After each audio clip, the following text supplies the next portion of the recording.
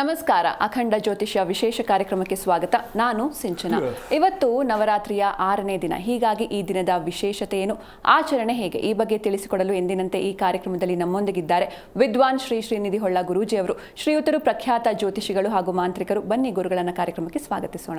ನಮಸ್ಕಾರ ಗುರೂಜಿ, ಕಾರ್ಯಕ್ರಮಕ್ಕೆ ಸ್ವಾಗತ. ಗುರೂಜಿ, ನಾನು ಆಗಲೇ ಹೇಳಿದಾಗ ಇವತ್ತು ನವರಾತ್ರಿಯ 6ನೇ ದಿನ. ಈ ದಿನದ ವಿಶೇಷತೆ ಏನು ಅಂತ?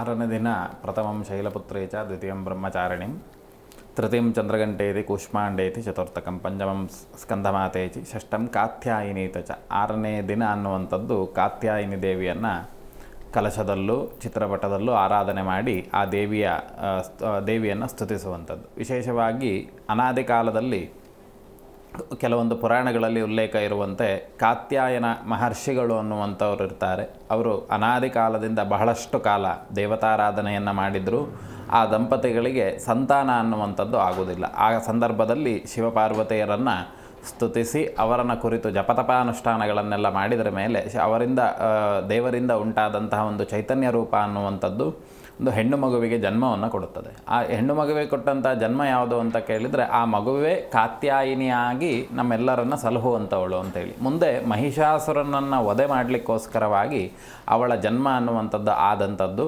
ಅವಳ ವಿಶೇಷವಾಗಿರ್ತಕ್ಕಂಥ ಆಯುಧಗಳನ್ನೆಲ್ಲ ಈ ಬ್ರಹ್ಮ ವಿಷ್ಣು ಮಹೇಶ್ವರೆಲ್ಲ ಸೇರಿ ಅವಳಿಗೆ ಆಯುಧವನ್ನು ಪ್ರದಾನ ಮಾಡುವಂಥದ್ದು.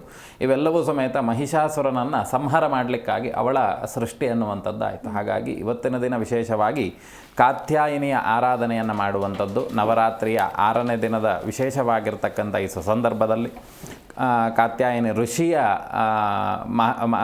ಮಹರ್ಷಿಗಳ ಮಗಳಾಗಿ ಜನಿಸಿದಂತಹ ಒಂದು ಕಾತ್ಯಾಯಿನಿಯನ್ನು ಆರಾಧನೆ ಮಾಡುವಂಥದ್ದು. ಮಹಿಷಾಸುರನನ್ನು ಸಂಹಾರ ಮಾಡಿದಂಥ ಕಾರಣಗಳಿಂದ ಭಕ್ತರಿಗೆ ಶಕ್ತಿಯನ್ನು, ಬುದ್ಧಿಯನ್ನು, ಆತ್ಮವಿಶ್ವಾಸವನ್ನು ಕೊಡುವಂಥದ್ದು. ಕಮಲವನ್ನು ಹಿಡಿದುಕೊಂಡಂಥವಳು, ಖಡ್ಗ ಮತ್ತು ಅಭಯ ವರದ ಇಷ್ಟು ಆಯುಧಗಳನ್ನು ತನ್ನ ರೂಪಧಾರಣೆಯನ್ನು ಮಾಡಿದಂತಹ ಕಾತ್ಯಾಯಿನಿ ಅನ್ನುವಂಥದ್ದು ವಿಶೇಷವಾಗಿ ಭಕ್ತರಿಗೆ ಇಪ್ಸಿತವಾಗಿರ್ತಕ್ಕಂತಹ ಫಲಗಳನ್ನು ಕೊಡ್ತಾ ಹೋಗುವಂಥದ್ದು. ಈ ಕಾತ್ಯಾಯಿನಿಯ ವಿಶೇಷವಾಗಿರುವಂಥದ್ದೇನು ಅಂತ ಕೇಳಿದರೆ ಇವಳ ಜನ್ಮ ಅನ್ನುವಂಥದ್ದಾದಂಥದ್ದೇ ಮಹಿಷಾಸುರನನ್ನು ಸಂಹಾರ ಮಾಡಲಿಕ್ಕಾಗಿ, ಮಹಿಷಾಸುರನನ್ನು ವಧೆ ಮಾಡಲಿಕ್ಕಾಗಿ.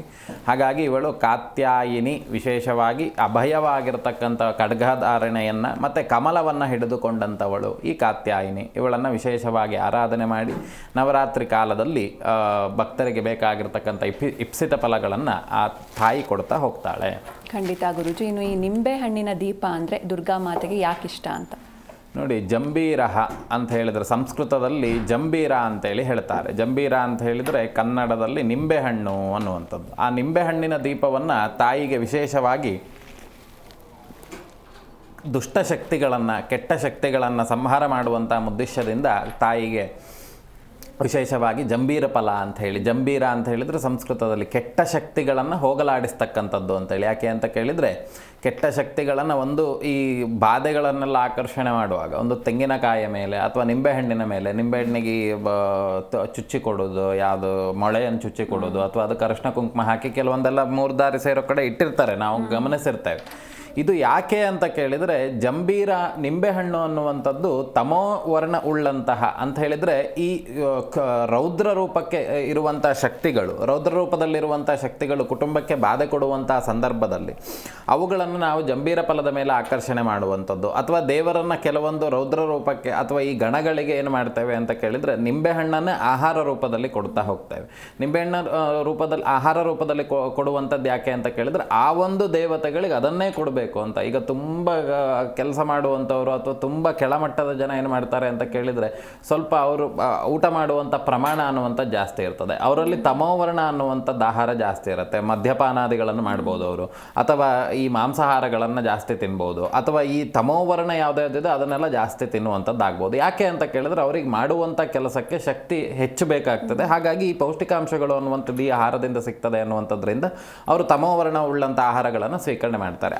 ಹಾಗೆಯೇ ದೇವತೆಗಳಿಗೆ ನಾವು ನಿಂಬೆಹಣ್ಣನ್ನು ಕಟ್ ಮಾಡಿ ಅದರಲ್ಲಿರುವಂಥ ರಸವನ್ನೆಲ್ಲ ತೆಗೆದು ಅದನ್ನು ಉಲ್ಟ ಮಾಡಿ ಅದರಲ್ಲಿ ದೀಪವನ್ನಿಟ್ಟು ಅದರಲ್ಲಿ ದೀಪವನ್ನು ಹಚ್ಚುವಂಥದ್ದು ಯಾಕೆ ಅಂತ ಕೇಳಿದರೆ, ಮನೆಯಲ್ಲಿ ಇರುವಂತಹ ದುಷ್ಟಶಕ್ತಿಗಳ ಶಕ್ತಿ ಅನ್ನುವಂಥದ್ದು ಚ್ಯುತಿ ಆಗಬೇಕು ಅಂತ ಹೇಳಿ. ಅರ್ಥಾತ್ ಇಲ್ಲಿ ದುಷ್ಟಶಕ್ತಿಗಳು ನಿಂಬೆಹಣ್ಣು ದೀಪ ಹಚ್ಚಿದ್ರು ಕೂಡಲೇ ದುಷ್ಟಶಕ್ತಿ ಹೋಗ್ತದೆ ಅಂತಲ್ಲ, ಆದರೆ ಆ ಮನೆಯಲ್ಲಿರುವಂತಹ ಯಾವುದು ಕೆಟ್ಟ ಶಕ್ತಿಗಳು ಅನ್ನುವಂಥದ್ದಿದೆ, ಆ ಶಕ್ತಿಗೆ ಒಂದು ಮೂಲವಾಗಿರ್ತಕ್ಕಂಥ ಶಕ್ತಿ ಅಂತ ಒಂದು ದೇವರದ್ದಿರ್ತದೆ.